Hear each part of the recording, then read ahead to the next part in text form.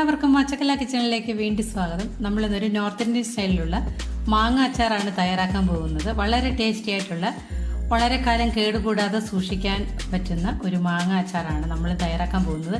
ഇതെങ്ങനെയാണ് ഉണ്ടാക്കുന്നതെന്ന് നമുക്കൊന്ന് കണ്ടു നോക്കാം. ഞാൻ അതിനായിട്ട് ഒരു 1/2 കിലോ മാങ്ങ എടുത്തിട്ടുണ്ട്.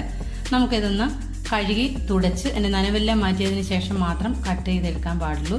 ഒട്ടും നനവുണ്ടാവാൻ പാടില്ല. ഞാനിങ്ങനെ നല്ലൊരു ഉണങ്ങിയ തുണി കൊണ്ട് കഴുകി തുടച്ചെടുത്ത മാങ്ങയാണ്. ഇപ്പം ഇതേ പാകത്തിലുള്ള മാങ്ങയാണ് അച്ചാറുണ്ടാക്കാൻ ഏറ്റവും നല്ലത്. ഒരുപാട് വിളഞ്ഞു പോകുന്ന മാങ്ങ ഉപയോഗിക്കുന്നതിനെക്കാട്ടിലും അച്ചാറുണ്ടാക്കാൻ പരുവത്തിലുള്ള മാങ്ങയാണിത്. നമ്മൾ മാർക്കറ്റിൽ മാങ്ങ വാങ്ങാൻ ചെല്ലുമ്പോൾ തന്നെ അവർ ഇത് മാങ്ങയുടെ സീഡോട് കൂടി തന്നെയാണ് കട്ട് ചെയ്ത് തരുന്നത്. ആ തൊണ്ടോട് കൂടിയാണ് അച്ചാർ ഉണ്ടാക്കാൻ ഇവിടെ എല്ലാവരും ഉപയോഗിക്കുന്നത്. ഇത് ഗുജറാത്തിലുള്ള മാങ്ങയാണ്. കോളാപൂരി കേരി എന്നാണ് ഈ മാങ്ങയ്ക്ക് പറയുന്നത്. അപ്പം അച്ചാറുണ്ടാക്കാനായിട്ട് എടുക്കുന്ന മാങ്ങ തന്നെയാണിത്. ഞാനിത് കുറച്ച് വലിയ പീസായിട്ടൊന്ന് കട്ട് ചെയ്തെടുത്തിട്ടുണ്ട്. നമുക്ക് ഇതൊരു പാത്രത്തിലേക്ക് ഇട്ട് കൊടുക്കാം. അലൂമിനിയം പാത്രങ്ങളും പ്ലാസ്റ്റിക് പാത്രങ്ങളും കഴിവതും അച്ചാറുണ്ടാക്കുമ്പോൾ നമ്മൾ അവോയ്ഡ് ചെയ്യണം. ഒരു സ്റ്റീലിൻ്റെ പാത്രത്തിലോ ഒരു ഗ്ലാസിൻ്റെ പാത്രത്തിലോ ഇടുന്നതാണ് ഏറ്റവും നല്ലത്. അപ്പം ഞാനിതിലേക്ക് ഒരു 2 ടീസ്പൂൺ മഞ്ഞൾപ്പൊടി വിതറി കൊടുത്തിട്ടുണ്ട്. ഇതിലേക്ക് ഒരു 4 ടീസ്പൂൺ ഉപ്പ് പൊടിയും നമുക്ക് ചേർത്ത് കൊടുക്കാം. കല്ലുപ്പ് ഒന്ന് പൊടിച്ച് ചേർക്കുന്നതും നല്ലതാണ്. കല്ലുപ്പ് വെയിലത്ത് വെച്ച് ഒന്ന് മിക്സിയിൽ നിന്ന് പൊടിച്ചെടുത്താൽ മതി. എന്നിട്ട് ആ ഉപ്പ് ചേർക്കുന്നതാണ് ഏറ്റവും നല്ലത്. നമുക്കിനി ഇതൊന്ന് മിക്സ് ചെയ്തെടുക്കണം. ഒരു സ്പൂൺ കൊണ്ട് മിക്സ് ചെയ്യുന്നതിനെക്കാട്ടിലും ഞാൻ ഈ ക്യാമറയിൽ കാണിക്കുന്ന രീതിയിൽ ഒന്ന് മിക്സ് ചെയ്യുകയാണെങ്കിൽ മാങ്ങയുടെ ഓരോ പീസിൽ നന്നായിട്ട് മഞ്ഞളും ഉപ്പും പിടിച്ച് നന്നായിട്ട് നമുക്ക് കിട്ടും. അപ്പോൾ ഇങ്ങനെ ഒന്ന് മിക്സ് ചെയ്തതിന് ശേഷം നമുക്കിത് അടച്ചു വയ്ക്കാം. അടച്ചു വെച്ച് ഒരു ദിവസം കഴിഞ്ഞതിന് ശേഷം നമുക്കിത് എടുത്താൽ മതി. അപ്പോൾ നമുക്കൊന്ന് വെയിറ്റ് ചെയ്യാം. നമുക്ക് പിറ്റേന്ന് നമുക്ക് എടുത്തു നോക്കാം. ഒരു ദിവസം കഴിഞ്ഞിട്ടുണ്ട്. നമ്മുടെ മാങ്ങയെല്ലാം നല്ല മഞ്ഞളും ഉപ്പുമൊക്കെ പിടിച്ച് നല്ല മഞ്ഞ കളറിൽ നമുക്കിവിടെ കിട്ടിയിട്ടുണ്ട്. നല്ല സോഫ്റ്റായി വന്നിട്ടുണ്ട്. മാങ്ങയുടെ പുളിയെല്ലാം ഇറങ്ങി കിട്ടിയിട്ടുണ്ട്. ഈ മാങ്ങയുടെ പുളിവെള്ളം നമുക്ക് ആവശ്യമില്ല. നമുക്കിതൊന്ന് അരിച്ച് ഒന്ന് മാറ്റിയെടുക്കണം. ഞാനൊരു പാത്രം വെച്ച് കൊടുത്ത് ഒരു അരിപ്പയിലൂടെ ഞാനിതങ്ങ് അരിച്ച് മാറ്റുന്നുണ്ട്. വന്നിട്ട് നമുക്ക് ഈ പുളിവെള്ളം നമുക്ക് പിന്നീട് ഇത് കളയേണ്ട ആവശ്യമില്ല. നമുക്ക് ബോട്ടിലെങ്ങാനും ഒഴിച്ച് ഫ്രിഡ്ജിൽ സ്റ്റോർ ചെയ്ത് വെക്കുകയാണെങ്കിൽ പിന്നീട് നമ്മൾ ഏതെങ്കിലും അച്ചാറുണ്ടാക്കുന്ന സമയത്ത് പുളിക്ക് ആവശ്യമുണ്ടെങ്കിൽ അതിന് പകരമായിട്ട് നമുക്കിത് ഉപയോഗിക്കാവുന്നതാണ്. ഇപ്പോൾ നമുക്ക് ഇത്രയും പുളികളാണ് ഇവിടെ കിട്ടിയിട്ടുള്ളത്.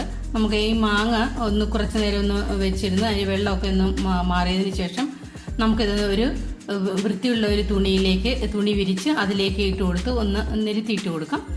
നമുക്കിതൊന്ന് ഉണക്കിയെടുക്കണം.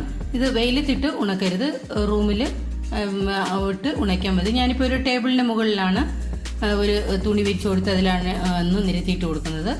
ഒരു 5 മണിക്കൂർ നമുക്കൊന്ന് വെയിറ്റ് ചെയ്യാം. ഇപ്പോഴത്തെ ചൂടിൽ 5 മണിക്കൂർ കൊണ്ട് തന്നെ അതിൻ്റെ നനവെല്ലാം മാറിക്കിട്ടും. ഇവിടെ ഇപ്പോൾ ഒരു നല്ല ചൂടാണ്. അപ്പം നമുക്കതൊന്ന് നിരത്തിയിട്ട് കൊടുക്കാം. അപ്പോൾ ആ സമയം കൊണ്ട് നമുക്ക് അതിന് വേണ്ടിയിട്ടുള്ള മസാലയും തയ്യാറാക്കി വെക്കാം. മസാലയും അന്നേരം ഇരുന്നൊന്ന് സെറ്റായി എണ്ണയിൽ കിടന്ന് നന്നായിട്ട് നമുക്ക് നല്ലൊരു സെറ്റായി വരും. അപ്പോൾ അതിനു വേണ്ടി ഞാനിവിടെ 2 സൈസിലുള്ള മുളക് പൊടി എടുത്തിട്ടുണ്ട്. എരിവുള്ളതും എരിവില്ലാത്തതും, മഞ്ഞൾപ്പൊടി, കായപ്പൊടി, ഉലുവ, ക്രഷ് ചെയ്ത ഉലുവയാണ്. നമുക്ക് ഇതേ രീതിയിൽ മാർക്കറ്റിൽ വാങ്ങാൻ കിട്ടുന്നതാണ്. ഇങ്ങനെ നിങ്ങൾക്ക് വാങ്ങാൻ കിട്ടുന്നില്ല എങ്കിൽ നമുക്ക് ഉലുവ ഒന്ന് ചെറുതായി ചൂടാക്കി മിക്സിയിലൊന്ന് തരിതരിപ്പായി പൊടിച്ചെടുത്താൽ മതി. ഇത് കടുകിൻ്റെ പരിപ്പാണ്, തൊലിയൊക്കെ കളഞ്ഞിട്ടുള്ള പരിപ്പാണിത്. അതും നമുക്കൊന്ന് പൊടിച്ചെടുക്കണം. ഇത് നമുക്കങ്ങനെ വാങ്ങാൻ കിട്ടുന്നെങ്കിൽ തൊലിയോട് കൂടെയുള്ള കടുക് ഒന്ന് മിക്സിയിൽ പൊടിച്ചെടുത്താൽ മതി. ചൂടാക്കിയതിന് ശേഷം ഒന്ന് തരിതരിപ്പായി പൊടിച്ചെടുക്കണം. ഇനി കായപ്പൊടിയാണ്, ഉപ്പ്, മഞ്ഞൾപ്പൊടി, ഇത്രയാണ് നമ്മൾ എടുത്തിട്ടുള്ളത്. ഉലുവ ക്രഷ് ചെയ്ത ഉലുവ നമുക്ക് മിക്സിയുടെ ജാറിലേക്ക് ഇട്ട് ഒന്നുകൂടി നമുക്കതൊന്ന് തരിതരിപ്പായിട്ട് പൊടിച്ചെടുക്കാം. അപ്പം ഇതേ രീതിയിൽ വേണം ഇതൊന്ന് പൊടിച്ചെടുക്കാൻ. എന്നിട്ട് ഈ പൊടി ഒരു പാത്രത്തിലേക്ക് നമുക്ക് മാറ്റി കൊടുക്കാം. കുറച്ച് വലിയ പാത്രം എടുക്കാൻ പ്രത്യേകം ശ്രദ്ധിക്കണം. അച്ചാർ നമ്മൾ ഉണ്ടാക്കാൻ ഈ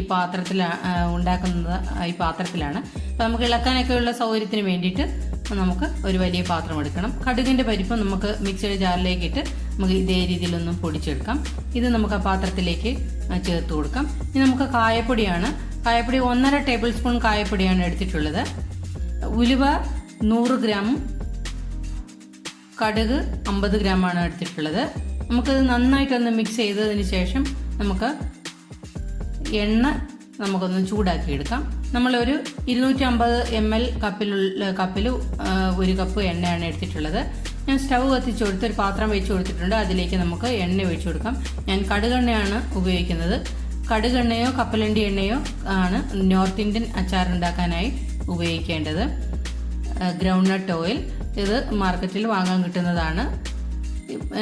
നമുക്ക് ഈ എണ്ണയുടെ ടേസ്റ്റ് ഇഷ്ടമല്ലാത്തവർക്ക് അച്ചാർ ഉണ്ടാക്കാൻ ഉപയോഗിക്കുന്ന വേറെ ഏത് എണ്ണ വേണമെങ്കിലും ഉപയോഗിക്കാവുന്നതാണ്.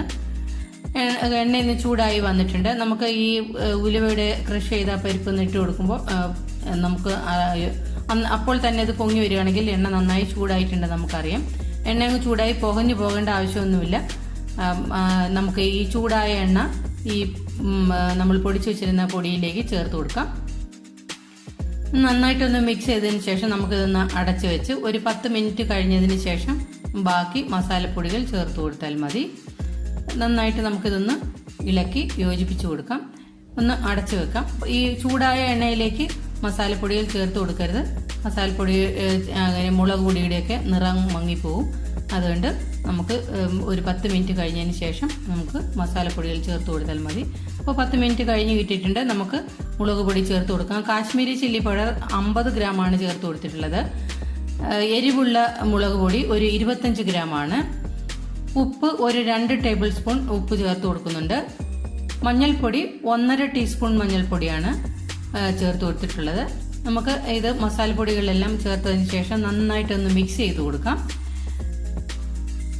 മുളക് പൊടിയും മഞ്ഞൾപ്പൊടിയൊക്കെ നന്നായിട്ടൊന്ന് യോജിച്ച് ഉപ്പും ഒക്കെ ആയിട്ടൊന്ന് ഇളക്കി നമുക്കൊന്ന് മിക്സ് ചെയ്ത് കൊടുക്കാം. ഇതും ഒന്ന് മിക്സ് ചെയ്തതിന് ശേഷം അടച്ച് വെച്ച് ഒരു 5 മണിക്കൂർ കഴിയുമ്പോൾ നന്നായിട്ടൊന്ന് സെറ്റായി വരും. അപ്പം നമ്മുടെ അച്ചാറിന് നല്ല ടേസ്റ്റ് കിട്ടും. അപ്പം നമ്മുടെ മാങ്ങ ഉണങ്ങുന്ന സമയം കൊണ്ട് നമുക്കിത് മസാല അടച്ചു വയ്ക്കാം. നമ്മൾ അച്ചാർ ഉണ്ടാക്കാൻ ഉപയോഗിക്കുന്ന പാത്രം എടുക്കുമ്പോൾ എപ്പോഴും നനവില്ലാത്ത പാത്രം എടുക്കാൻ പ്രത്യേകം ശ്രദ്ധിക്കണം. അതിൽ ഉപയോഗിക്കുന്ന സ്പൂണും ഒട്ടും നനവുണ്ടാവാൻ പാടില്ല. ഇങ്ങനെ ശ്രദ്ധിക്കുകയാണെങ്കിൽ അച്ചാർ വളരെ കാലം കേടുകൂടാതെ സൂക്ഷിക്കാവുന്നതാണ്. ഇപ്പം നമ്മുടെ മാങ്ങ ഇവിടെ ഉണങ്ങി കിട്ടിയിട്ടുണ്ട്. 5 മണിക്കൂർ കഴിഞ്ഞിട്ടുണ്ട്. ഒട്ടും നനവില്ല. ഇപ്പോൾ നമ്മുടെ കയ്യിലും ഒട്ടും നനവ് പറ്റുന്നില്ല. ഞാനിത് മാങ്ങ ഒന്ന് പ്രസ് ചെയ്ത് കാണിക്കാം. പ്രസ് ചെയ്ത് പോലും ഇതിൽ നിന്നൊട്ടും വെള്ളം ഇറങ്ങാറില്ല. അപ്പോൾ നമുക്ക് ഇതേ രീതിയിലുള്ള മാങ്ങ കൊണ്ട് അച്ചാറുണ്ടാക്കുകയാണെങ്കിൽ ഒട്ടും കേടാകുകയില്ല. അപ്പോൾ ഇതാണ് ഇതിൻ്റെ ട്രിക്ക്. ഈ കേടാകാതെ അച്ചാർ ഉണ്ടാക്കി കുറേ കാലം സൂക്ഷിക്കാൻ വേണ്ടിയിട്ടാണ് ഇങ്ങനെ നനവില്ലാതെ മാങ്ങ അച്ചാർ തയ്യാറാക്കുന്നത്. ഇപ്പം ഈ നമ്മുടെ മസാലയൊക്കെ എണ്ണയൊക്കെ ഒന്ന് തെളിഞ്ഞ് നന്നായി സെറ്റായി വന്നിട്ടുണ്ട്. മസാല നമുക്ക് നന്നായിട്ടൊന്ന് ഇളക്കി കൊടുക്കാം. ഇളക്കി കൊടുത്ത് നന്നായിട്ടൊന്ന് യോജിപ്പിച്ചതിന് ശേഷം നമ്മൾ എടുത്തു വെച്ചിരുന്ന ഉണക്കി വെച്ചിരുന്ന മാങ്ങ ഇതിലേക്ക് ചേർത്ത് കൊടുത്ത് നന്നായിട്ടൊന്ന് മിക്സ് ചെയ്യും. അപ്പം ഇപ്പോൾ എടുക്കുന്ന സ്പൂണുകളെല്ലാം നനവില്ലാതെ വേണം എടുക്കാൻ. അപ്പം നമ്മൾ അതിന് മാങ്ങ സ്റ്റോർ ചെയ്യാനായിട്ട് വെക്കുന്ന ഭരണികളും ബോട്ടിലുകളും അണുവിമുക്തമായിരിക്കണം. നല്ല ചൂടുവെള്ളമൊക്കെ ഒഴിച്ച് കഴുകി വെയിലത്ത് വെച്ച് ഉണക്കിയിട്ടൊക്കെ അച്ചാർ സ്റ്റോർ ചെയ്ത് വെക്കുകയാണെങ്കിൽ കൂടുതൽ കാലം 2 വർഷമല്ല 3 വർഷമായാലും കേടാകാതെ നമുക്ക് വയ്ക്കാവുന്നതാണ്. അപ്പോൾ നന്നായിട്ടൊന്ന് മിക്സ് ചെയ്ത് കൊടുക്കാം. നമ്മൾ 1/2 കിലോ മാങ്ങ കൊണ്ടാണ് അച്ചാർ തയ്യാറാക്കിയിട്ടുള്ളത്. ആ മസാലകളും അതിന് നമ്മളെടുത്ത മസാലകളെല്ലാം അതിന് കറക്റ്റായിട്ടുള്ള മസാലയാണ്. മാങ്ങയുടെ ഓരോ പീസിലും നന്നായിട്ട് മസാലകളെല്ലാം നന്നായി കവറായി വന്നിട്ടുണ്ട്. വളരെ ടേസ്റ്റ് ആയിട്ടുള്ള അച്ചാർ നമ്മൾ തയ്യാറാക്കിയിട്ടുണ്ട്. നമുക്കിനി ഇതൊന്ന് അടച്ച് ഈ പാത്രത്തിൽ തന്നെ ഇങ്ങനെ വെച്ചേക്കാം. അപ്പോൾ ഒരു 2-3 ദിവസം ഇത് പുറത്ത് തന്നെ ഇങ്ങനെ ഈ പാത്രത്തിൽ തന്നെ ഇരിക്കട്ടെ. നമ്മൾ ഓരോ ദിവസവും ഇടയ്ക്കൊക്കെ ഒന്ന് തുറന്ന് ഒന്ന് ഇളക്കി മറക്കാതെ ഇളക്കി കൊടുക്കണം. ഇപ്പം മസാല എണ്ണയൊക്കെ കുടിച്ച് നല്ല കുതിർന്ന് വന്നിട്ടുണ്ട്. നമ്മൾ ഒഴിച്ച് കൊടുത്ത എണ്ണയെല്ലാം ഇപ്പം കുറഞ്ഞു വന്നിട്ടുണ്ട്. ഇനി നമുക്ക് നമ്മുടെ ഭരണികളിലോ ഗ്ലാസിൻ്റെ ബോട്ടിലുകളിലോ നമുക്കത് സ്റ്റോർ ചെയ്ത് വയ്ക്കാം. ഇപ്പോൾ എണ്ണ ഈ അച്ചാറിൻ്റെ മുകളിൽ എപ്പോഴും മുകളിലായിട്ട് എണ്ണ നിൽക്കണം. അതിനുവേണ്ടി എണ്ണ ചൂടാക്കി തണുപ്പിച്ച എണ്ണയാണ് ഒഴിച്ചു കൊടുക്കേണ്ടത്. അത് പ്രത്യേകം ശ്രദ്ധിക്കണം. നമ്മൾ കടയിൽ നിന്ന് വാങ്ങുന്ന എണ്ണ അങ്ങനെ തന്നെ ഒഴിച്ചു കൊടുക്കരുത്. അത് നന്നായിട്ട് ചൂടാക്കണം. അതിനുശേഷം അത് നന്നായിട്ട് തണുത്ത് റൂം ടെമ്പറേച്ചർ ആവുന്നവരെ വെയിറ്റ് ചെയ്തതിന് ശേഷം ഇതിൽ ഒഴിച്ചു കൊടുക്കാവുന്നതാണ്. അപ്പോൾ ഞാനിങ്ങനെ ചൂടാക്കി തണുപ്പിച്ച എണ്ണയാണ് ഇതിലേക്ക് ഒഴിച്ചു കൊടുക്കുന്നത്. അപ്പോൾ ഇങ്ങനെ ഉണ്ടാക്കുന്ന അച്ചാർ നമുക്ക് കേടുകൂടാതെ സൂക്ഷിക്കാവുന്നതാണ്. വളരെ ടേസ്റ്റി ആയിട്ടുള്ള അച്ചാറാണ്. എല്ലാവരും ഇതേ രീതിയിലൊന്ന് അച്ചാർ തയ്യാറാക്കി നോക്കൂ. ഇപ്പം നമുക്ക് ഒരു അളവ് കറക്റ്റ് ആവുന്നുണ്ടോ എന്ന് അറിയാൻ വേണ്ടി കുറച്ചൊന്നെടുത്ത് തയ്യാറാക്കി നോക്കിയാലും മതി. അതിനുശേഷം കൂടുതൽ അളവിൽ നിങ്ങൾക്ക് തയ്യാറാക്കാവുന്നതാണ്. അപ്പോൾ ഇങ്ങനെ ഞാനൊരു ഭരണിയിൽ സ്റ്റോർ ചെയ്ത് വെച്ചിട്ടുണ്ട്. അപ്പോൾ ഇത്രയേ ഉള്ളൂ. ചാനൽ ഇതുവരെയും സബ്സ്ക്രൈബ് ചെയ്യാത്തവരെല്ലാം ഒന്ന് സബ്സ്ക്രൈബ് ചെയ്യാനും ലൈക്ക് ചെയ്യാനും ഷെയർ ചെയ്യാനും മറക്കരുത്. അടുത്തൊരു നല്ലൊരു ഡിഷായിട്ട് നമുക്ക് വീണ്ടും കാണാം. അതുവരെ എല്ലാവർക്കും താങ്ക് യു.